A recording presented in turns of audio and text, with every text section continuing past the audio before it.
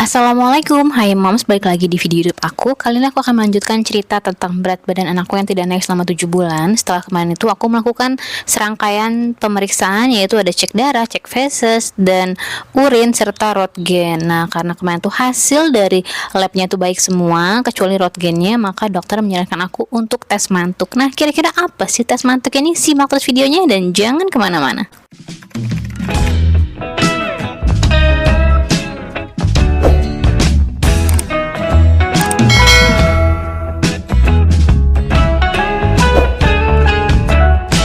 Tes mantuk atau tuberculin skin test atau TST adalah pemeriksaan yang dilakukan untuk mengetahui ada atau enggaknya si tuberkulis pada tubuh anak aku atau anak kita nih ya. Tes ini sangat disarankan bagi anak yang kerap melakukan kontak langsung dengan penderita TBC atau tuberkulis. Tapi aku pikir-pikir anakku ini nggak pernah, nggak tahu ya kalau yang di luar dari keluarga gitu. Tapi dari riwayat keluarga aku atau keluarga pihak suami itu nggak ada pengidap TBC gitu. Jadi aku masih bertanya-tanya dapat dari mana gitu kan, kalau memang dirasa ini positif.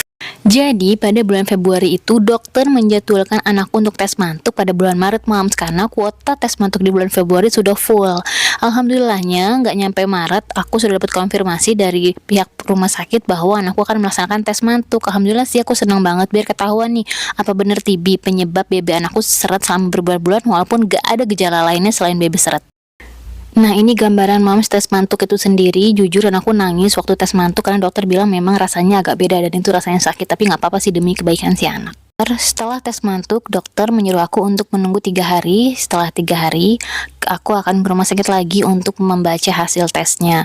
Nah, jadi gini mam, setelah tes mantuk, jika setelah tes itu ada merah lingkaran, nggak perlu benjolan sih, pokoknya kayak gambar lingkaran merah gitu, dan itu lebarnya 10 mm, maka itu dinyatakan dengan positif. Walaupun tes mantuk anak, tes TB anak ini harus pakai skor ya, tapi untuk mantuknya itu kalau positif itu katanya 10 mm. Saat anakku selesai tes mantuk di hari pertama itu nggak ada lingkaran warna merah, semuanya baik-baik aja. Begitu juga di hari kedua, dan aku udah cukup lega, kemungkinan ini negatif, dan ternyata benjolan lingkar merahnya itu ada di hari ketiga. Nah, itu pengalaman aku saat tes mantuk anak. Aku ini bulan hari Jumat nanti mau konsul ke dokter yang kira-kira apa sih hasil dari lingkaran merah ini, apakah benar hasil skornya sudah bisa untuk mendiagnosis anakku positif TB atau tidak.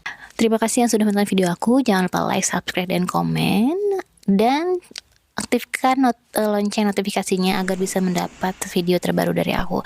Terima kasih mam, sampai jumpa di video aku selanjutnya. Dadah.